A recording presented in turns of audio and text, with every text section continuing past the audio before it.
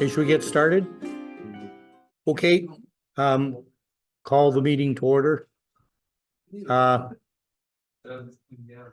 Okay.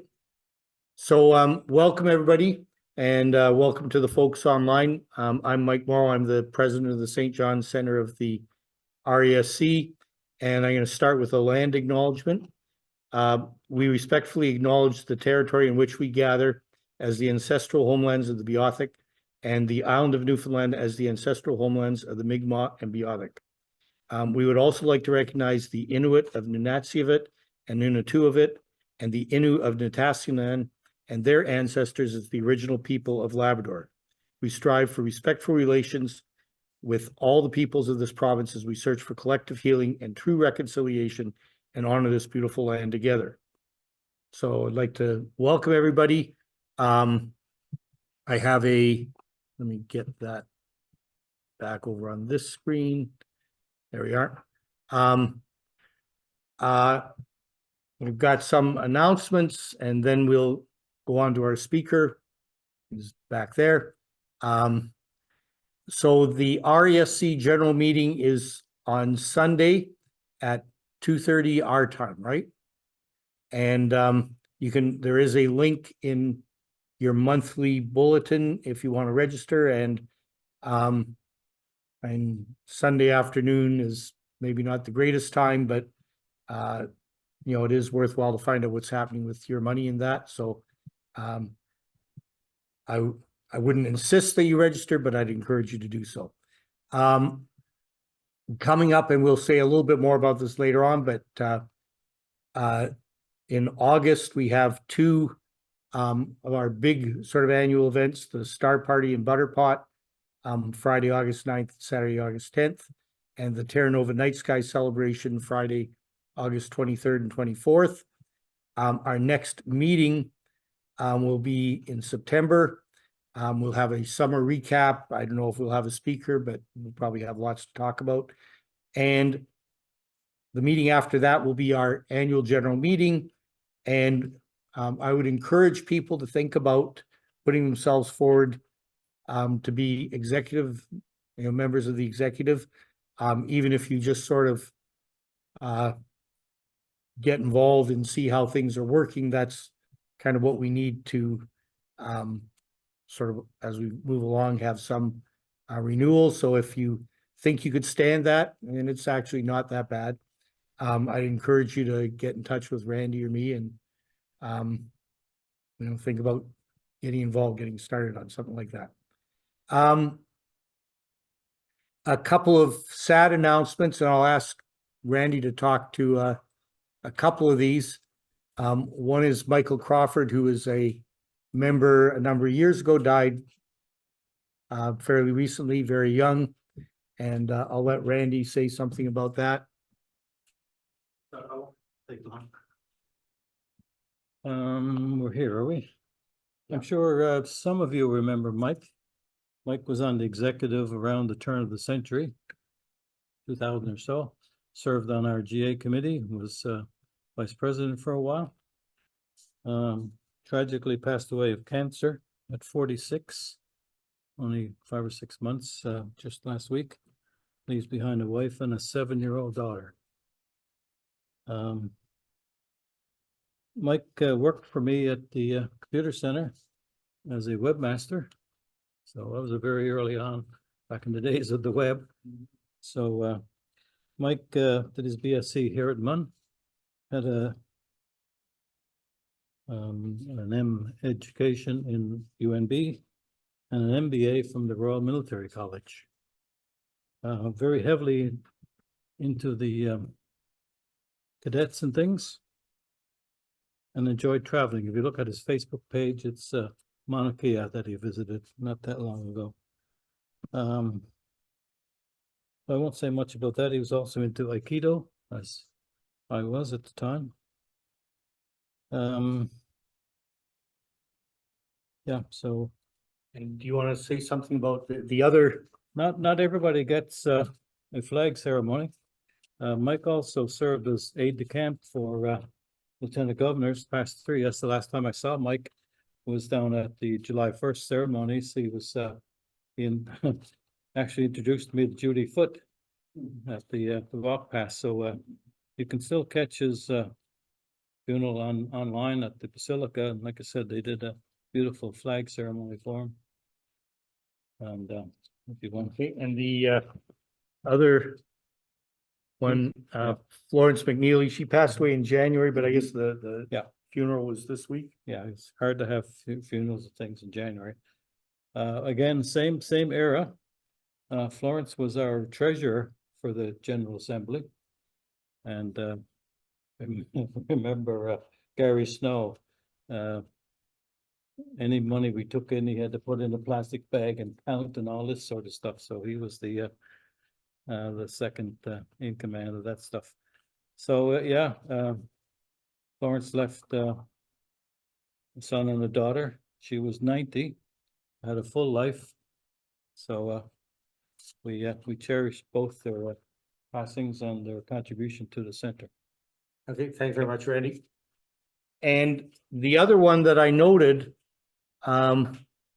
is someone who's a hero to many of us, and that was Edward Stone, who was the Voyager fellow, and he worked on Voyager for 50 years. He was the spokesman for it. He was the director of the Jet Propulsion Laboratory for a period when lots of interesting things were happening.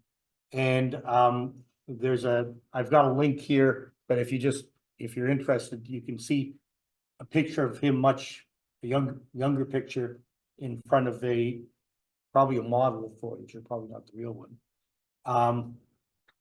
One of the remarkable things is that Voyager had to happen at a particular time when the gas giants were lined up in the right way to get the gravity assists, and that meant that it had to launch in 77, and I think they started on it in 72. So if you think about that ambitious a project going from conception to launch in 5 years, and compare that to the track record nowadays, and they're still sort of working. Like most of those missions, it still runs. Yeah, pretty amazing. So, and he's certainly worthy of mention. So for visitors, we have, except for July and August, we meet the third Wednesday of every month. They're public meetings, everybody's welcome. And visitors are welcome, but if you do join, some of the benefits are supportive community, the chat line, which is very active. A lot of people share their observations and discussions, and a lot of mentorship.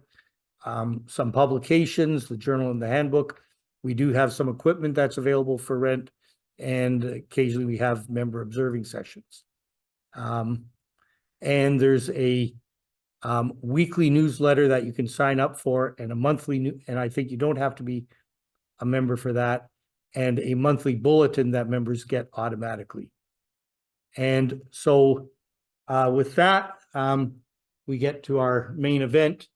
Our speaker tonight is Michael Power. His topic's going to be star formation, the story so far. So Michael got his BSc from St. Mary's, did a Bachelor of Education, taught high school for a while. He's, when I say now finishing, I mean literally now finishing his MSc under Dr. Nielsen's supervision, and in September he's going to start his PhD at the Canadian Institute for Theoretical Astrophysics. And about 4.5 hours ago, Michael was standing right here giving what I thought was a wonderful talk about modeling the correlation between polarization and brightness in runaway variable stars, and a very impressive talk. And so he's obviously got a lot of energy, and I think you're going to enjoy his talk. So let me make sure everything's working here. So I'm going to lower this one, and okay, so just make sure your mouse is over here. Perfect, yeah. And you said slideshow, which is where? Okay, I'll let you figure it out. Yeah. So mouse up There it on is screen, there. right? Perfect. Okay, and you want to keep your Okay. not sharing. Okay, hang on. Oh, I'm not sharing my screen at all. Okay, hang on here. My secretary should have pointed that out. Share screen. Okay, that one there looks like it. Screen 2. And we've got to go way back to the beginning again. Sorry. There, you've all seen the talk backwards. Reverse order. That's perfect. Damn. There we go. Okay. I talk really fast. Sorry. Oh, actually. Oh, now I got to get over here and I actually still need to share it. So Randy, tell me if we're working. Good. Perfect. Okay. And mouse on that screen over there. Yeah, and there's your microphone. Oh, good. Okay. Now I'm very bouncy, so I'll have to try and stand still. That's pretty difficult. Well, hello, everybody. Thank you for having me. I really appreciate it.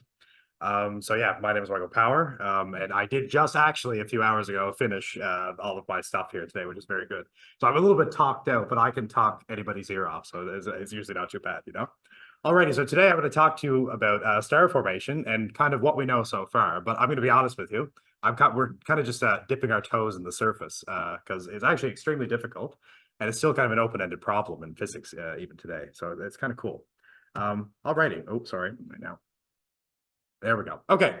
So everybody hears this quote very often. I'm kind of a bit of a history buff myself. So I'd like to talk about this kind of first. So has anybody ever heard, like, we're all stardust, right? We're made of star stuff, right? And nobody ever gets into the nitty gritty about where this actually comes from. It's actually very interesting. So there's a lady, her name is Margaret Burbage. And actually the history is she grew up in England and she was extremely, extremely interested in astrophysics, right? And because she was a woman in astrophysics back in that age, she wasn't really allowed to have a position at any university or anything, right? So she actually eventually met her husband, and he was basically kind of an assistant to her. And she ended up moving to the United States. And basically, they were pretty much the first to discover that elements, you know, beyond helium up to iron are formed in the cores of stars. And this is very interesting. Sorry, mouse. There we go. So they published an incredible paper, and this was back in the 1950s. I think it was 1957. And it basically described how particles in the really dense cores of stars, right? So they smush together and they create new elements that way, right? So the thing is, in her paper, she wrote just by starting with hydrogen helium alone, which you get from just the Big Bang on its, all by its lonesome.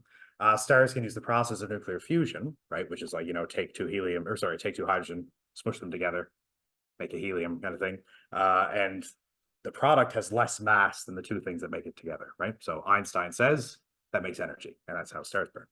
But you make every single element, well, not every single one, but most of the elements in the chain all the way up to iron this way. Iron is the cutoff point because that's where the energy becomes inefficient, which is very cool. So she was actually the one who discovered this pretty much. Her and her husband, they wrote this paper together. It was really, really incredible. So basically what happens next is stars eventually exhaust all of their fuel, right? And this causes gravity to win the fight. And nuclear reactions kind of cease, right?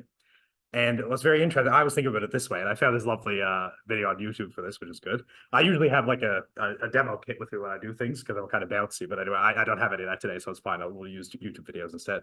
So if you think about it, when the outer layers of a star start collapsing down, this happens very, very quickly. They fall in, and basically the core, you can think of it kind of solid if you want. And they kind of, in some sense, bounce off of each other, just like balls do, okay? So let's take a peek at this. It's kind of cool, actually. So you can think of the balls here, like the floor might be like the core of the star. The balls will be different layers of the star, okay?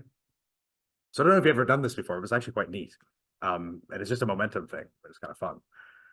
So you can imagine, like, the yellow ball might be an outer layer, the blue ball was a slightly inner layer, and then when you put them on top of each other, it gets launched away, right? This is exactly what happens in the supernova. That's all it is. It's just layers kind of bouncing and off they go. Good sound effects there, don't let me. Good. Uh-oh, there we go. Okay. So yeah, basically after all these elements are formed in the cores of the stars, right? Burbage and whatnot, they pretty much said that the supernova that happens afterwards, that's what flings everything back out into space. Okay. So also during a supernova, this is a little bit more complicated, but it was discovered that the explosion is basically so violent when it happens that that's how you make the even heavier elements. So everything beyond iron is basically made from supernovas kind of, interact with everything. And it's called an R process, and it's basically, elements capture a bunch of neutrons, but don't worry too much about it. But also neutron stars can collide too, and they make a bunch of heavy elements as well. So basically we get everything up to iron from cores of stars, and then supernova let them go. And then the supernova themselves make everything else heavier and neutron stars, but don't worry about that too much either. Good. So yeah, since we're really made of stardust, this is one of the things it's important to understand, right? Because that's kind of where we come from. We don't know all the answers, like I mentioned. However, we've made a lot of progress, especially in recent years. Like a lot of progress when numerical things kind of advance, like our computing power has gotten so good, right? We are able to compute a lot more.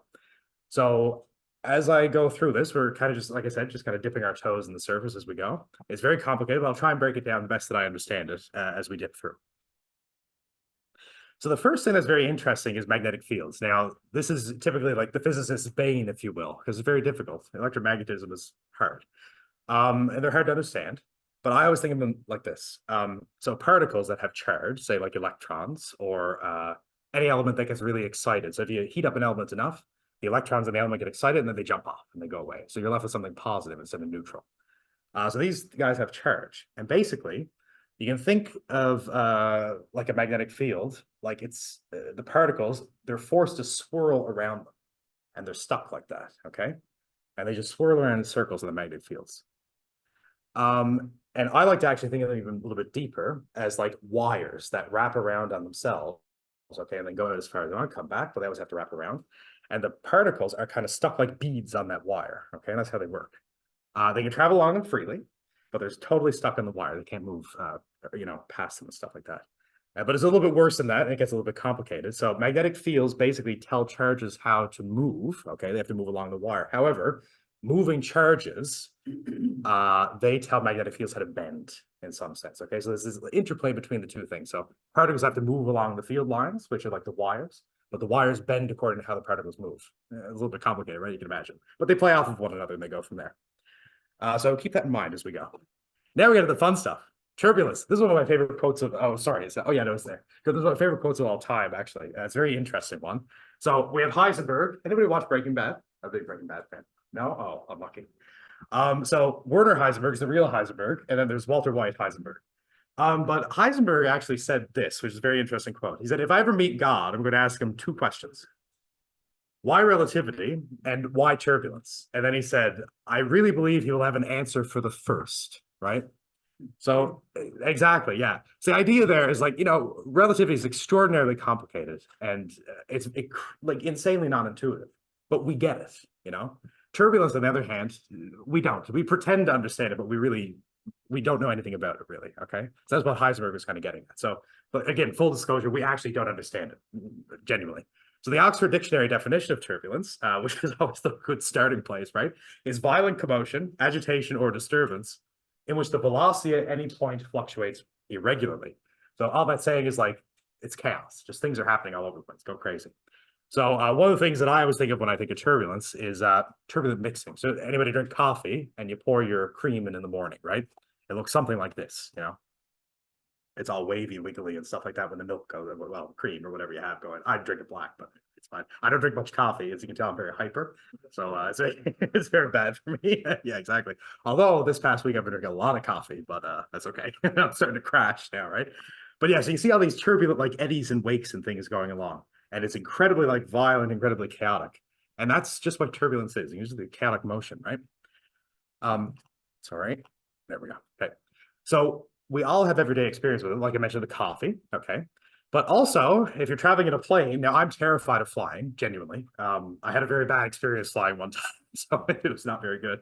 So when I get turbulence at a flight, it actually scares the living daylights out of me. But yeah, that's exactly what's happening, is there's turbulence in the air, and then it can bump and move around the plane in kind of random ways, right? And turbulence on top of that is associated with these things called eddies, okay? Think of them as little swirls. And now there's a really cool poem by a physicist as well from, I think, the 1950s or something. I'll show you in a second here. Lewis F. Richardson, his name was. And he said, big whirls have little whirls, which feed on their velocity, and little whirls have lesser whirls, and so on to viscosity. It's kind of cool, right? A little fun one. So what this means, and this is the best way to think about turbulence, right? So we have these big turbulent eddies, okay, in the flow. And they're kind of random. They're very chaotic. And what they do is they break up into smaller eddies and they go swirly, swirly, swirly even more, right? And this process repeats. They break up, break up, break up, break up, down, down, down, down, down, all the way until you get to like kind of the particle level. And at this point here, what happens is, the friction in the flow, almost like rubbing your hands together. We call that viscosity when it comes to fluid mechanics. They basically destroy the eddies and they turn that energy into heat. So you can think of turbulence in some sense as it is chaotic motion, but it takes energy from big scales, right, down to small scales in heat. Okay, so that's kind of interesting. That's the way I think about it. It kind of works, but it's a little bit more of that. Okay, so now this here is beautiful. This is from JWST, and this is a molecular cloud, relatively recent. And these are kind of the birthplaces of stars as we see them now. Not the primordial stars, but anyway, the ones that form these days. So I find that absolutely gorgeous. I'm excited to see everybody's pictures later, by the way. I was saying to Dr. Moore over there earlier. Okay, so like I said, that was a picture of a cloud. Now, molecular clouds are vast amounts of gas and dust just out there in space, right? And they're typically bound by gravity. Now, the trick is, like we said earlier about magnetic fields, they usually have them kind of threading them and looping through them, okay? So magnetic fields all through these things. And oftentimes, inside of these molecular clouds, there's supersonic flow happening. So really, really fast flow right of this gas. So you can imagine that causes turbulence to come into play. Now, turbulence, you can imagine how chaotic that is. Magnetic fields, right? They're kind of tricky. So these guys play off of each other. And this actually turned out to be a very key point in star formation. I think this was discovered in the 90s or something around. I don't know the timeline. But it's pretty interesting. So basically, turbulent motion in the molecular clouds, it causes random and chaotic fluctuations, right? So the magnetic fields are going through the whole time, right? But the particles, like we said, they have to stick onto the wire that is the magnetic field, right? And then this turbulent motion causes the particles and the magnetic fields to move around and swirl together, okay, but they're stuck on each other. And then this swirling and supersonic motion basically makes them really tight. They coil together, and then they make these beautiful like filaments in the cloud. We'll see that in a second here.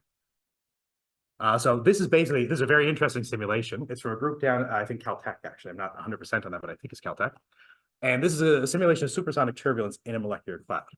So what you're going to see initially is a very calm, cool, collected cloud. But then as soon as turbulence and the magnetic fields take over, it's going to get a little bit wild. So once it starts, you can see these filaments form. That's the magnetic fields, right? And then shocks happen, and then everything kind of starts to coalesce together. And they bend and twist and wreathe and all this other foolishness. And this is a plot of the density. So the very bright colors that you see here is extremely dense. The purple colors are like not very dense, okay? They're kind of low. So you see these structures that just kind of form and come out, right?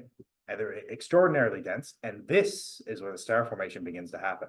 So the key point is magnetic fields and turbulence together. That's what kind of starts this entire process, okay? Which is kind of neat. I love these simulations too. They're very pretty. Good. Oh, sorry. There we go.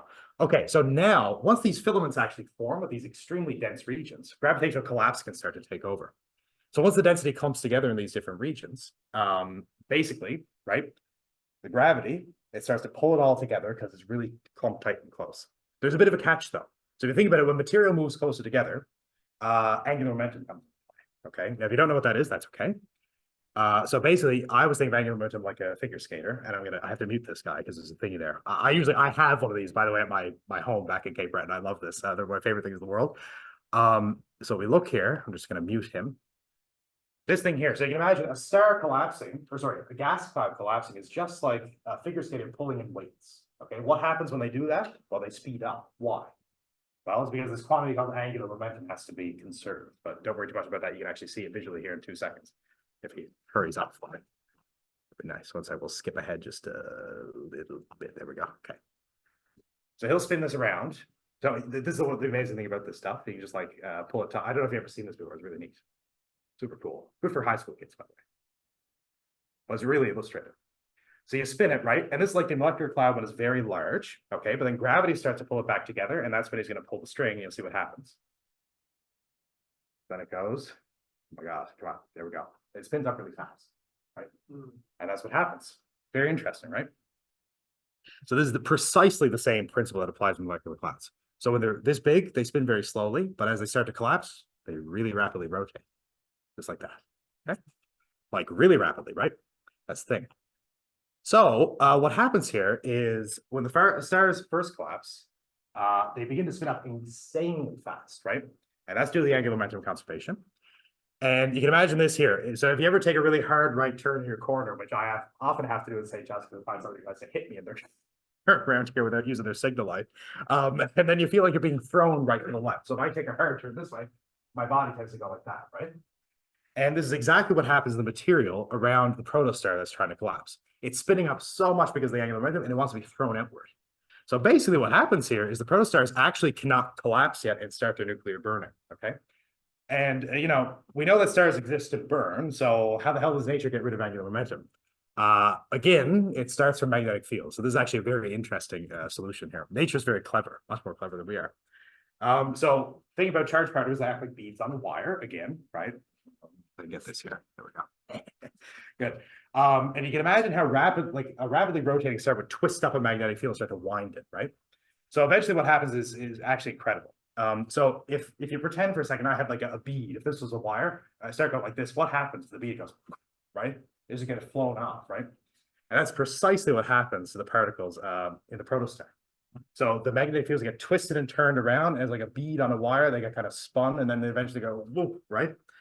And it's called a jet. And it's basically a culminated outflow of really charged particles. And it's kind of cool. I'll show you. So this is called the Herbig Arrow object. I can never pronounce that. HH34 is what it is. That was very Cape Breton 34, but that's okay. And I'm going to show you, this is in the house. I actually made this a couple of years ago. This is one of the jets that I simulated. So over here, we'll pretend that there's a protostar, okay? And then the stuff that's going to come out is the outflow. And they look like this with the magnetic field. It's kind of cool. And these things just like, you know, right through the ISN, basically. Now, what jets do is they just expel a large amount of the angular momentum from the star. And this is nature's solution. It's actually incredible. Every time I think about it, it's just, I don't know. Nature's wild. So that's what happens, right? It's like a bead on a wire. That's all it is. That's the mechanism. There's another mechanism, but you don't have to worry about that. And they both work in tandem, but anyway, that's fine. So that's what happens. So they expel all this angular momentum. And then eventually the rotation slows enough from the jets, the stars finally collapse in on themselves and the nuclear burning can start to occur, okay? And then the cycle begins again. And all this happens over and over and over and over on forever. So now this makes an interesting question, right? And this is called feedback, okay?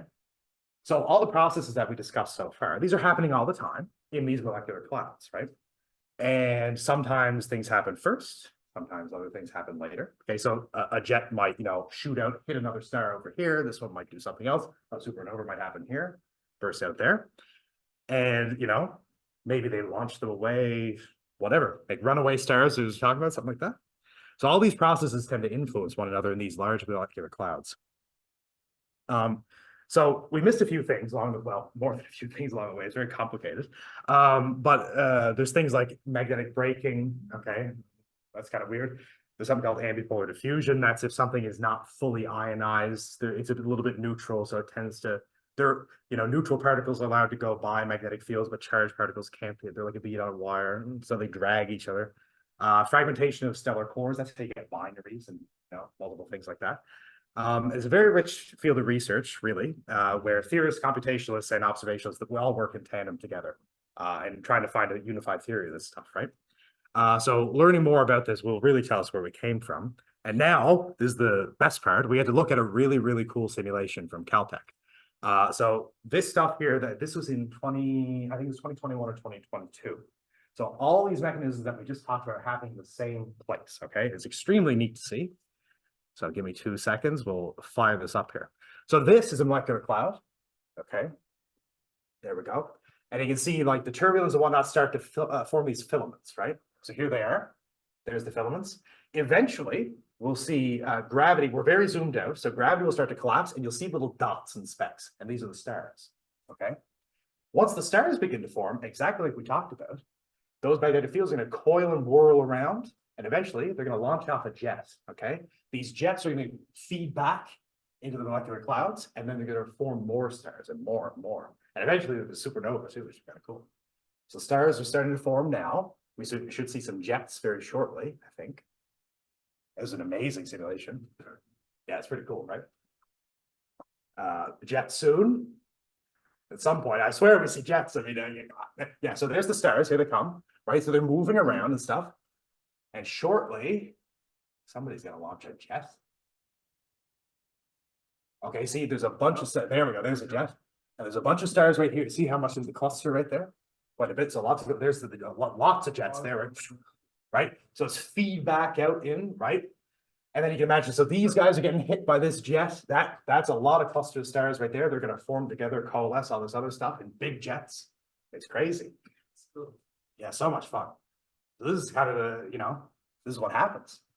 And then eventually, maybe a supernova goes off, which one does at 3 minutes and 1 second. Actually, I had to find it's somewhere in there. But yeah, it's amazing, right? So that we're just kind of cruising through these, these filaments and stuff. It is really joining together.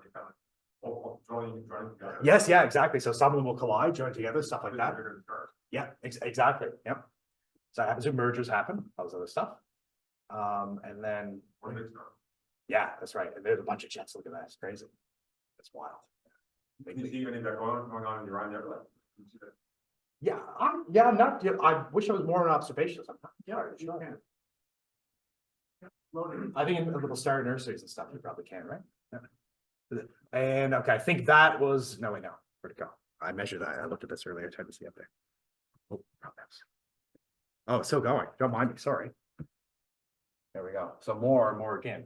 And now you can see this is so a lot of the stars get kicked out, right? So that gravitational interaction stuff that happens, they go, that's why they're kind of separated now. So when you see like a bubble or something, is that like a supernova? Yeah. Yeah, so one will happen relatively soon. So there's stellar winds happening here, so that's the winds coming off the stars and particles going away. And then I think, yeah, so 15 seconds, the big supernova. Yeah, it's really crazy, right? It's gorgeous. 7 seconds. Here we go. And here it comes. There it is. Okay, so, right. It's incredible. There we are. And so, and that's basically how it all happens. It's kind of cool, right? So it's all these small little processes that come together in a big way. And it's really wild. But that's uh-oh. There we go. Wait now, sorry. There we go, good. Yeah, so this is from the Star Forge project. I think it's Caltech, but don't quote me on that. I forget. It's been a little bit. That's all made from first prism. That you got it, yeah, That's pretty not much. animation. No, that's right. This is actual like real actual numerics and physics in there, yeah. Which is incredible. This was a very difficult feat, right? So numerically, it's horribly difficult. Back to the person who wrote this is Mike Rudick. Yes. Yeah, he's from Newfoundland. Yeah, I Is was just gonna say, we know him, don't we? Yeah. Oh, seriously? Yeah. Oh, that's sick. I didn't know was that. just sitting there thinking, now am I losing my mind or is that? Is he Caltech? Flatiron, so New York. Oh, New York. Okay, So okay, how okay. long ago was he here? Do you remember? Which one? Mike, paper. So I got that Carnegie. Carnegie. Okay, Carnegie. Okay, great. Oh, Anna's there too, right? That's Carnegie Mellon. Oh, pardon me. Okay. Yeah, 10 years. Yeah. Okay, cool. Good. Yeah. So thank you. Well, yeah. If you guys know him, that's great. That's actually awesome. Thanks. Yeah. That's good. Well, thank you very much. So I'm sure Michael will answer questions. Well, I'll try. Yeah, if I can. I know you mentioned it, but I missed it. When the gas cloud is still there, what creates the filaments? Yes. Okay. So it's an interplay.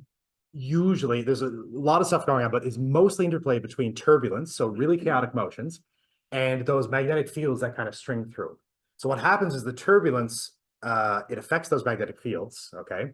And the magnetic fields then kind of string around the particles with them. And as they're kind of twisting and whirling through with that chaotic motion, they kind of tend to coalesce together in these really long, like dense filaments. So that kind of makes sense. It's really weird. And there's some other stuff going on there under the hood. There's a lot of like shocks and other things, but yeah, it's kind of crazy. Oh yeah, go ahead. Okay. Anyway, she She was talking about the latest observations from June20. Mm. And she was saying that as the data is being processed, it's radically altering our understanding of star life cycle and star formation from the current technology. She's expecting to see a significant shift in our knowledge in the next couple of years. I do think that's true because one of the things that happened, and I don't know too much about this, but a little bit, is that the numerics and stuff, like the theory, got a little bit ahead of the observations, right? So absolutely, with James Webb and stuff now, like it's just incredible the data that a person can get, right? And it's even like you know, JWST, it viewed things like so far back, and we've seen star formation that was kind of surprising. I think really, really early in the universe. Things like that stuff. Kind of comment, I can't remember exactly, but they were seeing star formations that were literally billions of years old. Yes. Yeah, exactly. It turned out, I think if I remember the paper correctly, we looked and the error bars, so kind of like, you know, it happened this many billion years ago, plus or minus like a little bit. It was kind of within reason-ish, but at the same time, it's still extremely surprising, I think. So it's pretty wild, yeah. So JWST is a really big leap, for sure. Latest I read a few days ago, last week sometime, I think the record holder currently, JWST, of course. Yeah. Is a redshift of 14.1. So it gets, yeah. C 14.1, I think is the name of the little red spot in the JWST deep field. Like 200 million years after the Big Bang. Yes, that's You know, galaxies not supposed to exist. yeah, no, that's right. Yeah, that's crazy, But right? it's driving, it's pushing. Yes. And understanding what on earth is going on. So they're questioning everything. It is, yeah. And that's the wonderful thing. When observations get ahead of theory, it really pushes like the theorists, right? Which is wonderful because it's fun. So Yeah. it's really good. Yeah. Um, Oh, sorry, go ahead. just with the simulation there. Yeah. Is that all invisible light? Like if you were witnessing it, would it be invisible, invisible light, sorry?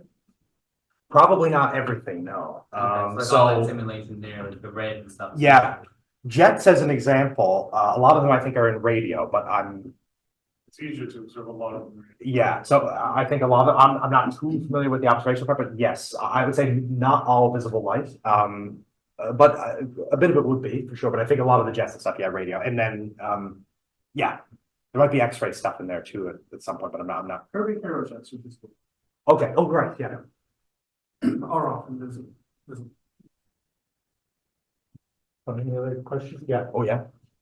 What's the scale here? Like, I Oh. know these things are kind of fractal, but like, for this simulation, I've been seeing these jets, I'm assuming, that's a one star. Yes. So yeah, these jets go out ridiculously far. It all depends on like the size of the protostar and stuff, but you could definitely have things, I think, probably in the order of parsecs and things like that, like just absolutely ridiculously big scales, right? Yeah.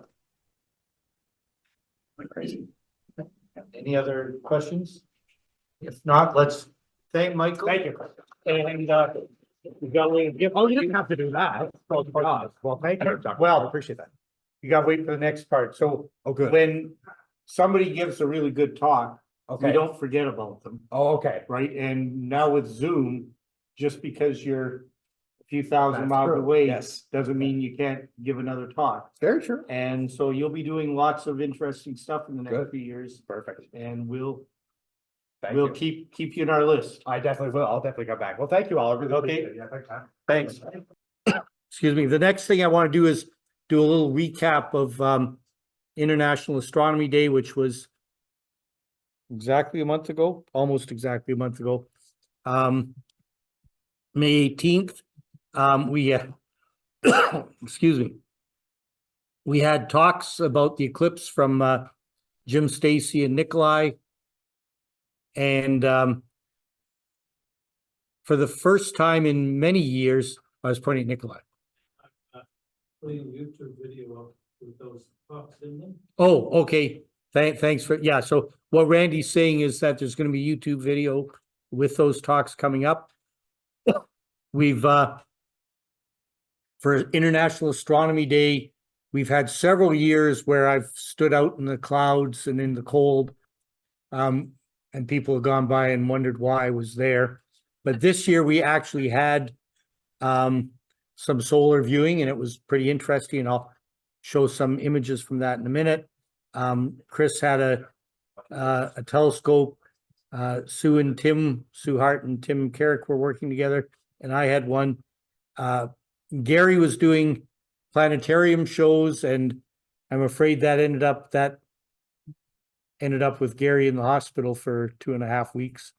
So he wore himself out. Problems. So, Leave it at that. so don't do that. Well, whenever you're feeling good, do stuff, but don't do it like that anymore.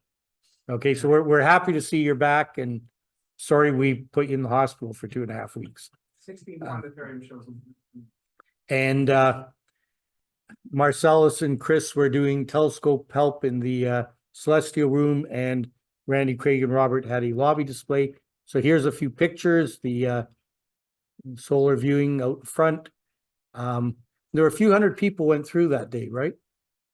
I think, and the astronomy talks and a bit of the lobby display. Those are the 3 winners from our astrophotography contest.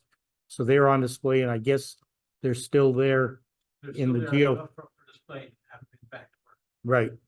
And so there's some more, another view. There's Marcellus and Chris's telescope in the end, the planetarium. There's the planetarium. One of the solar scopes, and this is Chris's view. But it's a shot. And Tim and Sue did a shot. And there's Robert and some of the people out in front. And there's some more people looking, and so lots of shots out in front. And so that was International Astronomy Day. I think it was a big success. The weather was much better, although not in the evening. We still didn't get much observing in the evening, but or any. 100 plus. Yeah. Also museum day. It was museum day, so they didn't all come for us, but we snagged them and made them hear about astronomy. So, yeah, a lot of them were pretty surprised that there were telescopes there. So for the summer, we've got the Butterpot Star Party, August 9th and 10th, and the location is the field. If you go into Butterpot, there's the campground beach.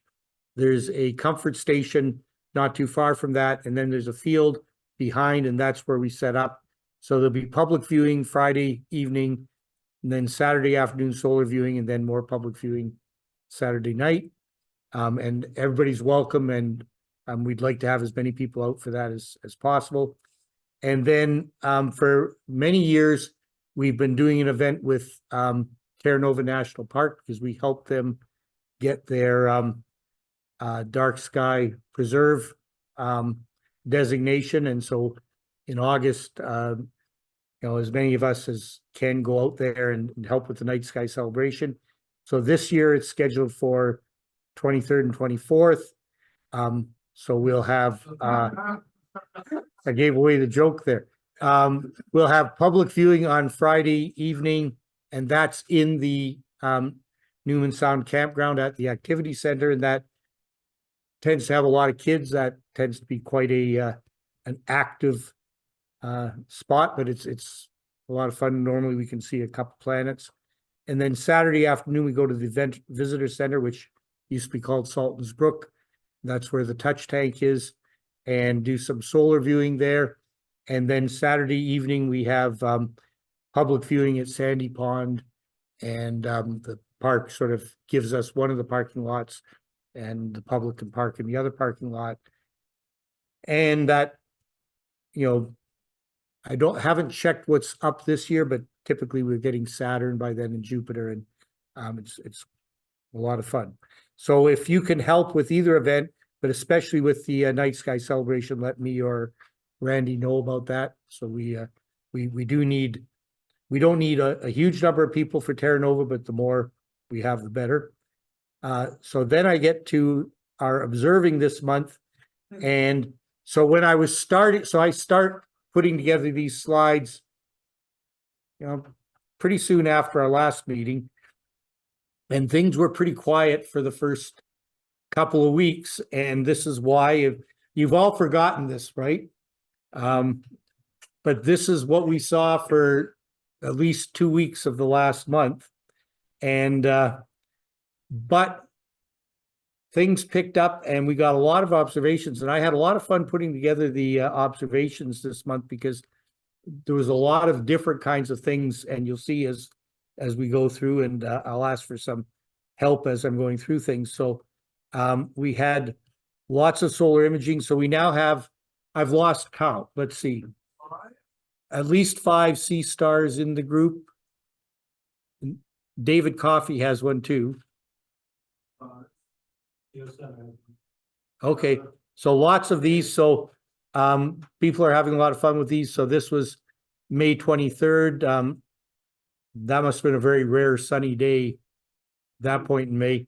But we're getting lots of activity on the sun, so lots of sunspots. And this is, I guess, 3709, that one there, Randy. And so this is jumping from May 23rd to June 8th. So there was a dry spell in there. And then David Coffey. So I guess this was the first picture he sent in with his new sea star a couple days after that. But yeah, different filters. And okay, so this one, watch closely. So this is from John, and watch up at this corner, zoom. You see that? And watch, here it comes again. And so many of us know what that is. It's a fly on. So I don't know if I can. There you are. So that's the ISS. So how long did it take you to plan your positioning for that? You just go to transponder.com. Okay. Tell it your location, and it tells you everything for the next 2 weeks. Okay. Down to the second. So why don't you start at the minute or so before, so after, and do the other round. Oh, You see better on the bigger one. and Randy did this one and exposed it so you could see some spectacular prominences here. And that was with your Lunt, though, not with your sea star. And then we had some other solar system objects, mostly the moon. So May 17th, that must have been right after our last meeting or during our last meeting. So Robert got this shot, and then almost a month later, we were trying for the lunar X and the lunar V on June 13th, but it happened a little bit later when it got dark. So I took a shot with my refractor, and Randy took a shot, and oh, you can just see the beginnings of the V in there. So these are just sort of high ridges that are getting illuminated at the terminator.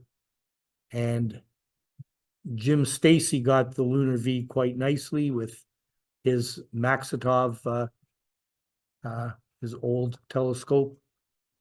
And there, Randy is a little bit later gotten the lunar V, but the lunar X would be down here, and that didn't happen before the clouds came in. And John had a try, and there's the lunar V there, but don't think there's a lunar X. It's John. I don't even know what letter there. I'm just being dominated. Okay, the letters aren't that important, but it's something that people get a kick out of. So, and Gary tried to. So Gary, of course, knows everything about the moon, and so he picked out some items that I then had to go and look up and figure out where they were. So thank you for that. So I don't think I got that. So But so tell me if I got them right, but so how do you pronounce this? Rita? Rita? Ida or something, but anyways, that's the crater and that's the valley there. Yeah. And I've got a blow up on the next slide. And then up here, this is The sea. well, it's the Lake of Dreams, right? Somnorium. And the Taurus Mountains are in here, and Gary pointed out that they're sort of surrounded by Macrobius, these craters Macrobius, Newcomb, and Romer, which I thought I had spelled with an umlaut, but anyways. And then I blew up on the next screen here. So there are the craters, there's the Lake of Dreams and the valley. So thanks for those, Gary. The valley is quite interesting because it looks like it was made by two different happenings. The first one was they thought it was a crater, a meteor shot coming down. And the next one, they also, because it's off like this, Yeah. they think it may be rays coming from the bigger sea of movement. So it's an interesting geological formation. See that I'm into geology. I like that. Yeah, I was thinking that maybe we should get some more talks on lunar geology, but I don't want to push you too hard these days. So, but maybe we'll see. And Robert, the next night, although I'm not sure, that looks like it might have been the same night, but. And Gary also had his meteor camera going, so I'm assuming those three are the Cassiopeids. And then there's also some sporadics and one Sagittariid, and I don't know which one that would be. The Sagittarius is quite interesting. I just got a report. Both of these are not your major or your minor ones. These are ones like the top one, the JMC one, was discovered by the Ontario radar. Oh, So Peter Brown's thing? Peter Brown's thing. And so these are ones that are discovered help visually, because most of those found like that. And the southern one, I just got a report that there's very high activity in this one this year. All over the world, they've been reporting big amounts, besides just one or two in a night. They've gotten up to 10 or something like that. And it's quite interesting. But of course, like they said, we need 10 years of visuals or photographic to make it a minor. But this one seems to have this year seems to be an outbreak compared to the other two. Okay. Very interesting. Well, thanks for, so your camera's working these days and Yeah. good. Okay, so now I'll go through some deep sky objects, and we had a lot of observing. It's getting into summer, so we're seeing the summer triangle and Cygnus, so you'll see a lot of things there. But again, I'll start at close to 24 hours right ascension and work my way down. So Randy sent in a shot of the Pelican Nebula, IC 5070. So that's actually part of the North American nebula. It's a hydrogen, an ionized hydrogen region. And we just heard about star formation. It's a mixture of star formation and gas clouds, and the things are being lit up by the young stars. And so this is a shot with the sea star. So 6 minutes compared to those of us with conventional technology who would take an hour to get to that point. So it's pretty impressive. So again, oh, and I meant to point out, here's the summer triangle. So Vega, Deneb, here's Cygnus. So there's the North American Nebula that we just talked about, Altair, and that makes the summer triangle, and Cygnus is as we go into the summer is going to be quite prominent. And there's a lot of stuff to look at around Cygnus. And the next one is down here around the Veil Nebula. That's a favorite target in the summer. It's a supernova remnant, probably a 20 solar mass, or give or take 10 solar masses. 10 or 20,000 years ago exploded, and it's sort of the stuff, as we heard about, is moving out. It's about 2,100 light years away, and it's got lots of parts. It's got the east and the west veil, and it's got this triangle, which for many years was called Pickering's Triangle, because Pickering was the director of the Harvard Observatory, and he was, you know, fine person and did a lot of good stuff. But now it's tending to be called Fleming's Triangular Wisp, named after Wilhelmina Fleming, who was one of the computers, but really, you know, there was Pickering had hired many people, most of whom were women, to analyze images, and you know, there's lots of famous people. Anne Jump Cannon's one of them, Henrietta Swan Leavitt, and Wilhelmina Fleming, who wasn't really a trained astronomer, but did some amazing stuff. And now they're naming this is one of the alternate names, which might become less alternate, and that'd be fine. And that's a picture from Jim Johnson with his RASA, which Jim's still there. We're hoping to hear a talk about the RASA telescope sometime next year. So that's 393 30-second exposures with his 183 MC Pro camera. There's a lot of stars, but beautiful, beautiful nebula. So that's just a little bit of the supernova remnant. And still other stuff here. And so again, here is Cygnus. So that's the back end of Cygnus. There's Cygnus's head, which is Alberio. And in around here, there's just so much neat stuff going on around Cygnus. The Crescent Nebula, it's about 5,000 light years away. And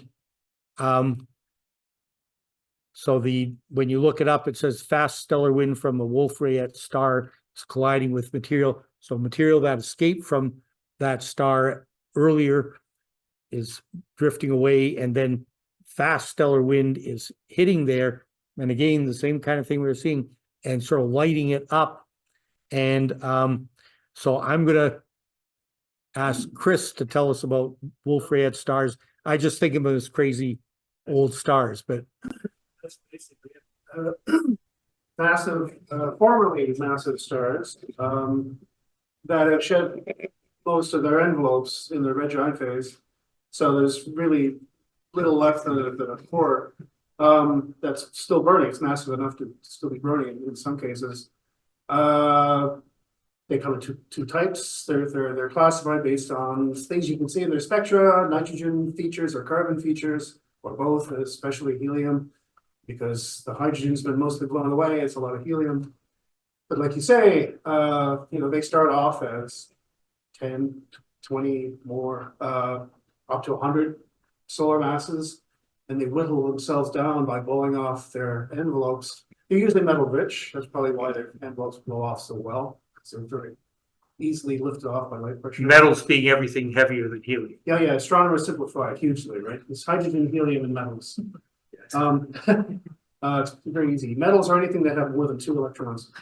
So yeah, I think WR for Wolf, right? WR136 is a WN star, not a WC star. There are also WO stars, and there are subdivisions. I'm not an expert, so whatever. And I think this one is about 21 solar masses still, even after it's blown off the envelope. And they think it will probably go, anything that's more massive than 8 solar masses will blow up as a supernova. So this thing is probably going to go blue in 100,000-ish years. Okay, so we had a couple observations of that. So here's the Crescent Nebula. So the idea is that what you're seeing is this stellar wind hitting material that's already been blown away, and that's what's lighting up. I'm not sure which one is actually the star that, whether it's that, is it that one? And so that's with the C star after 22 minutes. And then Unexpectedly clouded over. June 17th. So that's this week. Yeah.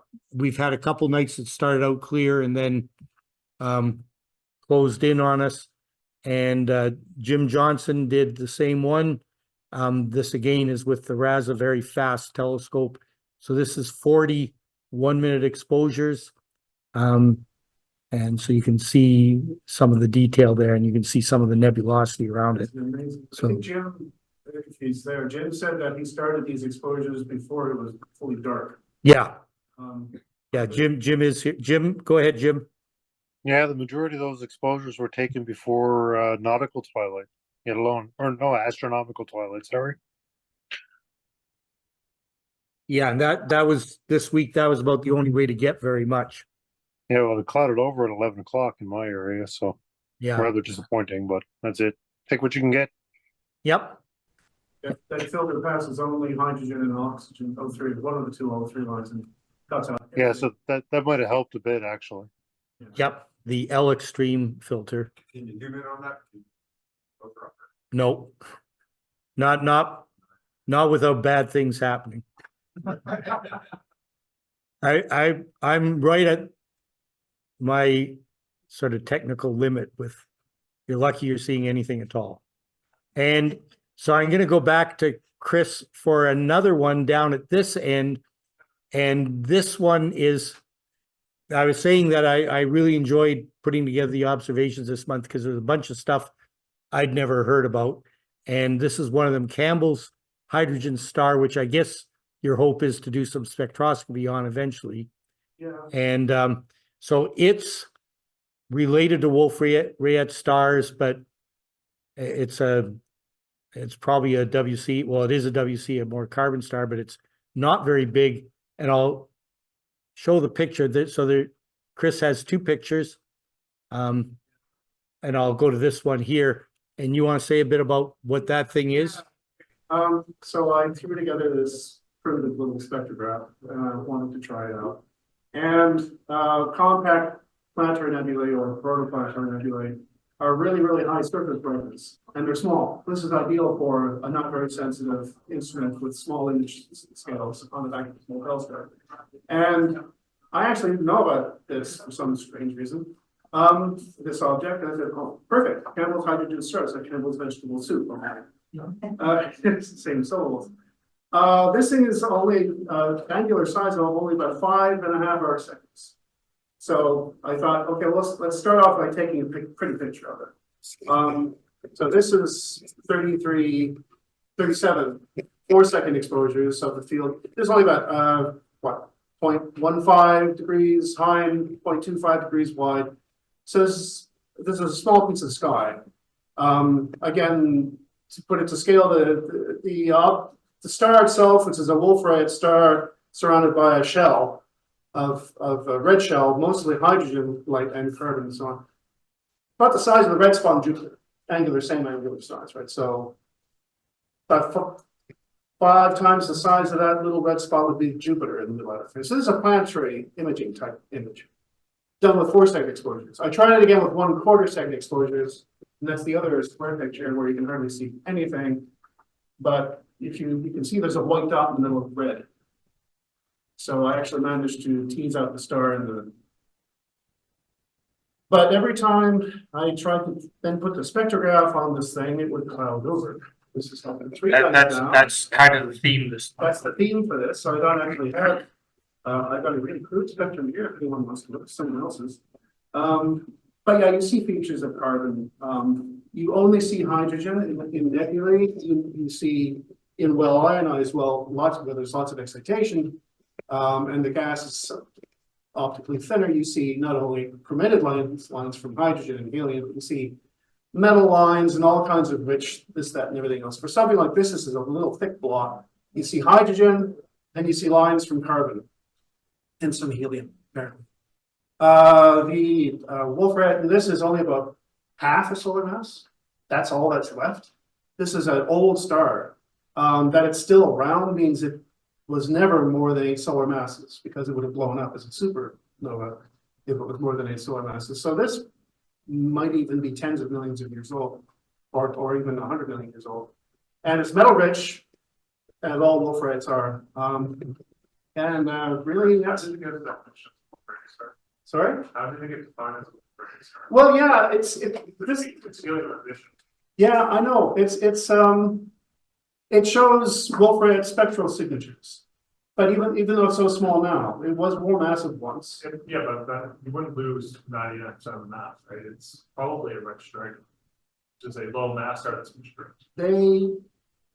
Some people call this a protoplanetary nebula. Yeah. So it has characteristics of central star planetary nebula, which are also sometimes. Yeah, NASA does, the NASA page on this does show it as a WC star, but Yeah. it says it's a very, very small. Yeah. The information doesn't coincide. WC star, they're typically 60 solar masses. Yeah. This looks more like a AGP star that's basically the tiny. It's an oddball. It's definitely an oddball. Yeah, I can read from this, but. Yeah. So it is, anyway, my interest is that it's bright and it's got hydrogen lines in it, and I just want to see hydrogen lines in the spectrograph, but. not Okay. yet. But the next one, we do have some lines, right? Yeah, this is the warm-up object. Yeah, so we're still in this region, but now we've moved up to Lyra, close to Vega. So there's where the Ring Nebula is, M57. So this is a planetary nebula, a star that's that's less than 8 solar masses. The outer layers have sort of gotten away. They've gotten far enough away that they're not held anymore. They're in the process of escaping, leaving the core behind, and that core is going to become a white dwarf. Maybe it already is. And the outer ring, and the image we have doesn't really show the colors, but it's got some hydrogen alpha, which is the red hydrogen line, and the blue center in it is ionized oxygen.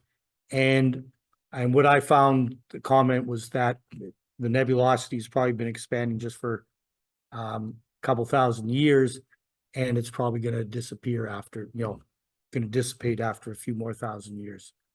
And so this was Chris's warm-up picture, just to, I guess, to find it. I actually did take a picture. I tried to take a picture. Yeah. That's right. The instant I got started, it clouded over. And So I got 8 second exposures. but here's the spectrum. And so Chris sent me 2 versions of spectrum. One was 30-second exposures and one was 60-second exposures with some darks subtracted, but that's the hydrogen alpha, that's hydrogen beta, and oxygen 2+, which is called oxygen 3, just to confuse everybody, but that's, and there's the same. There are actually 2 interesting things I need to mention here. A couple, actually. The first one, which is less exposure, more exposure. Oh, maybe it's more exposure. I actually very sensibly subtracted sky and dark at the same time, just offsetting the slip, doing the same thing on empty sky, and subtract, and the result is better in the end. But what's labeled H alpha is actually a pair of nitrogen lines. Oh. And H alpha is between them somewhere. But the nitrogen is actually brighter. So you see the pair of nitrogen lines standing out. And you can get a hint of that by looking at how faint the H beta line is next to the O3. On the far left here, there's a copy of the O3 H beta trio, but that's in second order, so that hasn't been removed. And there's other stuff from metals. Like there's just to the left here of what's labeled H alpha is a sulfur 2 doublet, which is used by physicists to measure the density and electron density in these things. And if you go a little further left, you'll see a bright line that's argon, and so on. So there's stuff, but this is just a warm-up act. The surface brightness for this, even though it's a big familiar object, is not nearly as high as Campbell's vegetable soup star. Okay, Anyway, that's it. great, thank you. Showing. So here's another,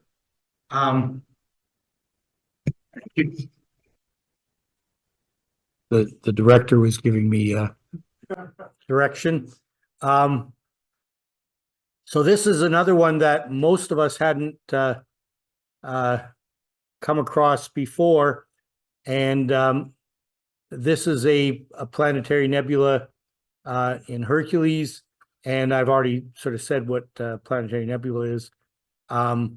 What's left in the core, which is becoming a white dwarf, is probably about 0.61 solar masses, and the estimate is that there's about the same amount of mass in the nebula. And again, it's been expanding for thousands of years.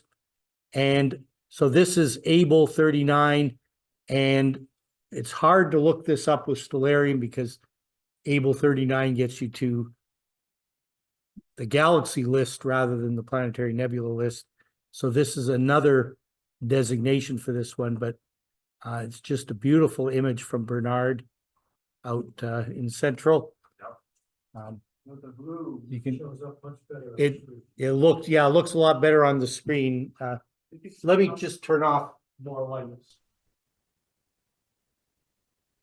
There we go. Nice. Hang on. Oh, they're on the other side. Anyways, you can see something there. That's just amazing. Again, not something we've seen before. Physicists and astrophysicists love to say, super spherical cow. Yep. And that really is. This object is beloved because it is morphologically so simple. You don't have to make any assumptions. It's actually a sphere. Okay. And another thing that everybody's been watching for is T Corona Borealis. We're expecting it to go nova before our next meeting, I guess.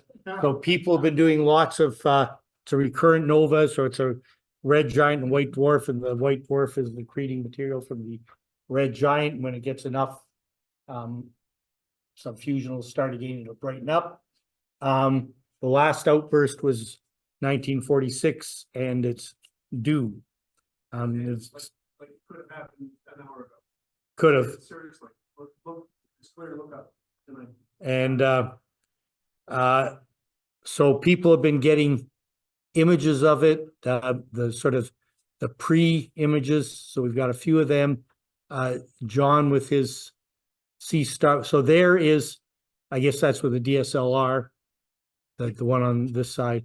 So there is Corona Borealis, and we're looking down here somewhere, and there it is there. That's T Corona Borealis. And I sort of look for this quadrilateral here. And it's funny, I've got a few pictures like this, and I had a little trouble actually correlating them, except for that quadrilateral. That always sort of told me I was looking at the right thing. So How can you predict? No, Well, this one has been observed very, very closely twice in 1866 and then 1946. carry out. Very, very, Yeah. very careful photometry. It's certainly the second time, but good enough photometry the first time. And they saw the same thing happen. And there are certain characteristic milestones in what the light curve does, especially in the last 5 or so years. It brightens a little bit. It's in its quiescent phase when it's tanking up, accreting from its red giant partner. It's the whole system's like 10th magnitude. And it's barely a binocular object. But then it brightens up to like 9th or 8th magnitude, 4 or 5 or 6 years, and then it fades. In the last year, it fades to 10th or 11th magnitude, and it stays on there for about a year, and then boom. We've been faded in the faded part for nearly a year. So they could actually place between February and September 2024 is when this is going to happen. So we will see. The C star is hit the mark button, it will draw a circle around, I see 4587. It's a lot easier to see. Okay, that's what Yeah. So that's it there. I got a question about. Yeah, That previous slide you had was probably from Stellarium. this one? Yeah. Yeah, On my planetarium program, it doesn't show it as there. And it comes from Sinbad and puts it up, closer to the star that's above it. No, that's our crew.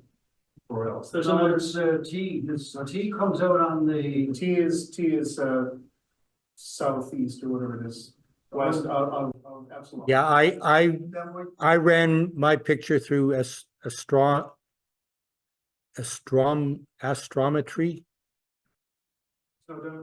No, .net, and it identified this star as, okay. I've lost count of how many hundreds of times I've seen this. Yeah. Different periodic. It's And now in the public meeting. so anyways, this is Robert's picture, and Yeah. there's that same quadrilateral. But that's not where the telescope. When, like, on my setup, I got the planetarium program and I can, I have to go and, in the search bar, put in T, space, capital T, space, capital C, or capital B. And it goes through something called Sinbad, or goes to a database Yeah. called Sinbad. And then it plots star on my planetarium program. I click the star and tell the telescope go there. And that's how that picture came to be. Yet, when you look at the planetarium program itself, it shows the location as being closer to the end star. Okay, but that star is consistent with everything else. It's where Stellarium says it is, and it's where astronomy, how do you say that? Astromet, Astrometrically? Astronomy. Astronomically? What word do you want? Anyway, As- the lights out. astrometry, the plate solving website. Oh, Yeah. Yeah. wait a couple of weeks, it'll be obvious. Anyways, yeah, we'll see, but, and everything I've seen puts it there. So it's going to the right place, but the planetarium program is plotting it incorrectly. Well, that can happen, because it's kind of a nothing star except for, Data. for, Software, instance. Yeah. Riddled with errors all, even Yeah, okay. Stellarium, for example, Okay. Abel 39 is, well, that actually is a planetarium. It's the galaxy clusters that are all supposed to be called ACO or whatever. yes, Stellarium, when you zoom in where Abel 39, the blue Yeah.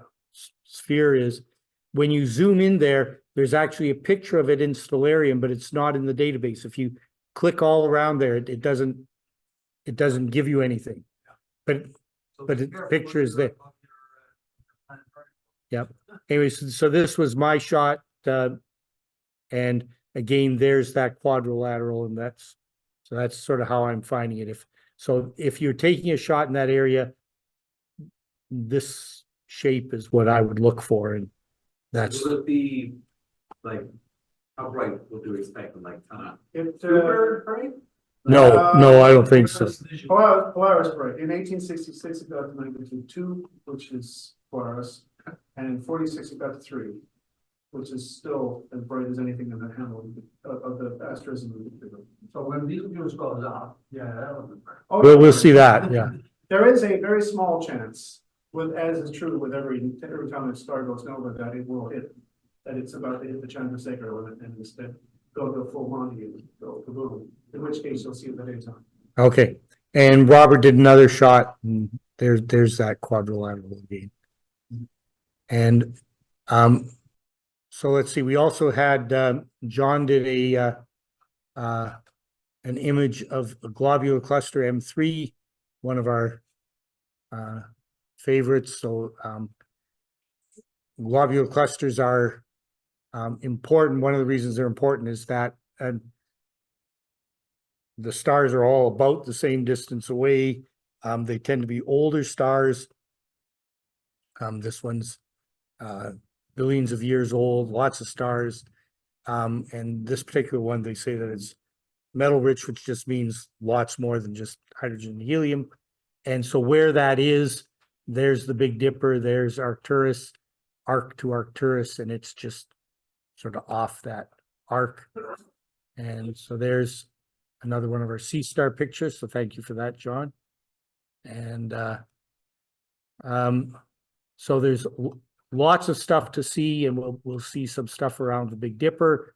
I've labeled some of them here, and the next one that I've picked out, or the next observation, is the Whirlpool Galaxy. So here's the handle of the Big Dipper. It's down from the end of that, and it's a spiral galaxy. It's actually interacting with another galaxy. Wikipedia says it's the first galaxy identified as spiral. And the picture from Jim is spectacular, Jim. I think everybody's very impressed. And this one is the 8-inch Edge, Celestron Edge HD telescope that Jim has on loan from Mark Samuels while Mark's still in Montreal. So Jim has been experimenting with that. And I think by any measure, that seems to be working pretty well. So Jim's using a monochrome camera, and so different filters, and putting them all together, get a very nice picture. Go ahead, Jim. I think you pretty well covered it all. Okay, and so he's using a reducer, so he's ending up with 1400 millimeter focal length. So are you actually going to give this telescope back to Mark when he comes, or are you going to you know who he is? I think I'm obligated to, yeah. Okay. So Jim has about 3 telescopes going right now. You've only got 2 mounts though, right? Yes. Okay, so you can only have 2 going at a time. But Not beautiful picture. necessarily. Oh, okay. So here's another interesting one that I don't think, is Bernard on? I don't think I've seen Bernard on. Okay. But he sent this one in, and it's a quasar. So this is a galaxy that's very far away, 2.4 billion light years away. And what you're really seeing is basically light that's coming from activity around the galactic nucleus. It's absorbing a lot of stuff. There's also a jet, which you can just barely see, but it's the brightest quasar at visible wavelengths, which is why you can see it with amateur type stuff. So the way to find that is Leo is pretty easy to find in the sky, and Virgo is sort of back behind Leo, and it's kind of in the this bow of stars in Virgo, and there it is there. So it's just a little dot, but the fact that that's an active galactic nucleus a couple billion light years away is pretty impressive. And the next one is again, we're back to the Big Dipper, and down here the M106, and there's so it's a spiral galaxy in Canis Venatici, I guess. And so it's similar in size to Andromeda. So Andromeda is about 1.5 times the diameter of the Milky Way, and this is comparable. And there's lots of other galaxies near it. It's farther away, so it's not as big in the sky as Andromeda, but it's still pretty good. And Andromeda's 1/10 of that distance away. So I did a shot of that. So there it is. And again, this is 2 nights, but the total is just a little over an hour. So it really needs a lot more time, but it actually goes out to here. So you can see the stuff in the middle, but I think with more acquisitions, you can see things here. But you can see there's little galaxies all over.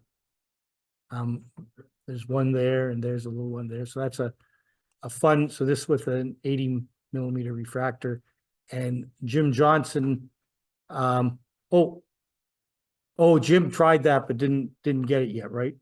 It got cloudy that night, so I was expecting to have one from Jim, but not yet. And then finally, we've got some contributions from John, M81 and M82. So favorite galaxies. Again, the way I find them is I take the dipper of the Big Dipper and basically go across the diagonal and go about the same distance out, and they're out there somewhere and about 12 million light years away. And so John posted this picture, and one is the C star and one is this is a small refractor, right? That you use, or what did you use for this? Yeah, I use my Skywalker Evo Star. Okay, 420. yeah, so did I guess right? Is this the refractor and that's the C star? No, C Star. Okay, so everybody ignore what it says here. It's not the first time I've screwed up here.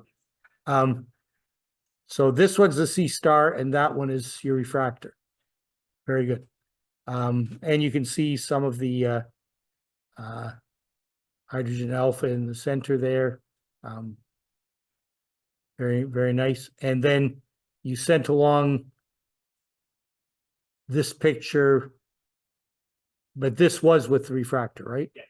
And this is both of them together. So the previous one, I guess, was just this image clipped. Well, reprocessed. Okay. So I cut it properly instead of reprocessed. Okay, so M81 and M82, favorite targets.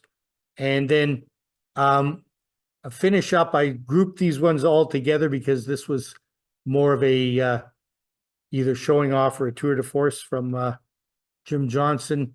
So he did a mini marathon using Mark Samuel's 8-inch Edge HD. And these are all single exposures. So sort of starting with the great cluster and globular cluster in Hercules, and then going to the Whirlpool Nebula. There it is there. There's the Big Dipper. And then the Sunflower Galaxy, Croc-sized Galaxy, the Whale Galaxy, the Black Eye Galaxy, and then must have fallen over and way down here to the Salt and Pepper Cluster, and then back up to M3. So, Jim, you there? I was just so excited to have a clear night. Yeah. So I didn't think we were ever going to see the stars again, so I figured, I'd try to capture as much as I could. So these were all what, one minute shot. So 1 minute here's, stop, yeah. so M13, 1 minute, one shot, not much processing, right? Or none? No processing whatsoever. Okay, so M13, Whirlpool Galaxy M51, Sunflower Galaxy M63, Croc-Eye Galaxy M94, the Whale Galaxy, NGC, Black Eye Galaxy, Salt and Pepper Cluster, and M3. And let me just go back. The Salt and Pepper Cluster is an open cluster, and the M3 is a globular cluster. The open cluster is 5,000 light years away, and the globular cluster is 34,000 light years away. And they do look different, but the fact that they're different distances is part of what helps you tell the difference between the open cluster and so open clusters tend to be newer stars than the globular clusters. They're old stars. The open clusters are newer stars and typically not bound as much gravitationally. Okay, so and the sky this month, I guess, will be posted when it's ready. So I encourage people to go to the website and click on this to sort of see the Robert's sort of review of what's going to be coming up the next couple months. And so to wrap up, that's not too bad. The general meeting's coming up on Sunday. We got the Butterpot Star Party and the Night Sky Celebration in August. And then we've got our next meeting is going to be September. So, and then the AGM in October. I'd like to have an election, not just an acclamation. And I'm running for past president. And